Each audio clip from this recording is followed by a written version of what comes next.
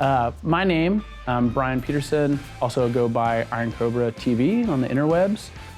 What I do, I'm a product design manager at Affirm Inc., creating honest financial products for the people we support to kind of take charge of their financial journey. Also in the free time, I'm an animator, illustrator, and world builder as ironcobra.tv, kind of doodling my way through space. My topic is designing for your stars, focusing on self-advocacy, goal setting, and focusing on growth and how we kind of maintain our creative force and kind of take charge of our career.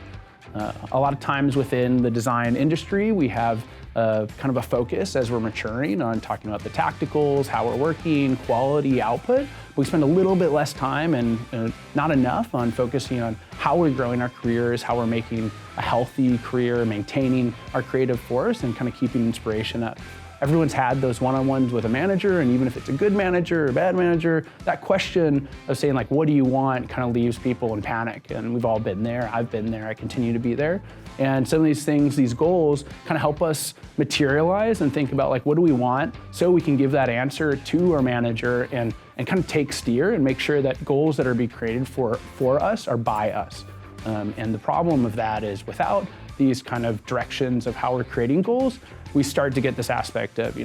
frustration. We feel like we're frozen. We feel like we're in limbo, and our output and our quality and our kind of creative health kind of suffers a little bit. So focusing on this topic, we're going to talk about what makes a goal, how do we make goals, what they're attached to, how we can talk about our goals with our managers, and how we can kind of take charge to empower our careers and kind of drive a little bit more on what those goals mean and how they can assist us live the life that we want. For me,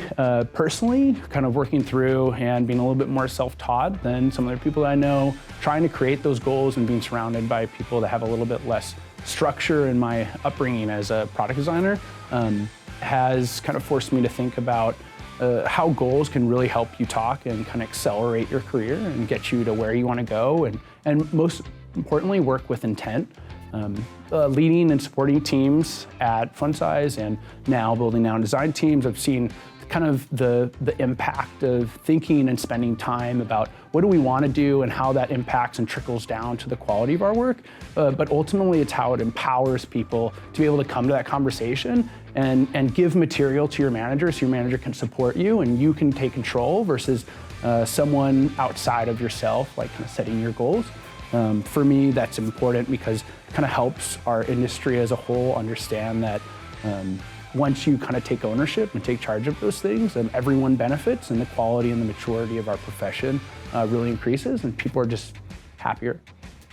Key takeaways that I would love for mentees to walk away with, and just in general that I think outside of our industry that we should walk away with, is that goals and things that we want to do and we want to accomplish, whether big, complex, or anything even super small, is like all built on building blocks of executions, and we can break down these things to be smaller tasks that really show you that like you can accomplish anything. And I know it's a little bit Tony Robbins, but aspects of it just meaning that like you have ownership and you can not only manifest those yourselves, but you can be accountable and responsible and take pride in those wins.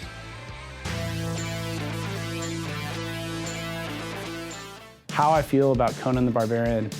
There's a slew of mystic and tales and fantastical backdrops I can talk about. But for me, the most exciting part about Conan is a lot of people don't understand that it came from a comic book if you're not kind of situated with the story enough. And the fun thing was that there's a comic code. So comic code of like the standard size that you see, make sure that a committee can inform that you're can't do things that are too vibrant or too violent or kind of push the boundaries. And Conan, in the beginning, stretched that size so that they could operate outside of the comic code. So whenever you see a kind of old school Conan magazine, they're larger than the normal format. And I think on top of their drawings and things that I looked up to as a kid, Conan's aspect of just always kind of looking for that next kingdom, although it's kind of a little bit aggressive sometimes, is a really great story to just be like, hey, you're in charge, and no matter things that happen, like you kind of choose your drive.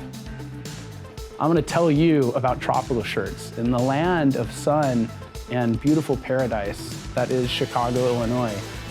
Tropical shirts are a way to dress for the weather that you want, both outside, but also to understand that the concept of being on a beach, sipping a Mai Tai, and hanging out lives within here, and you can carry that every single day, even when you try to walk over from the merchandise mart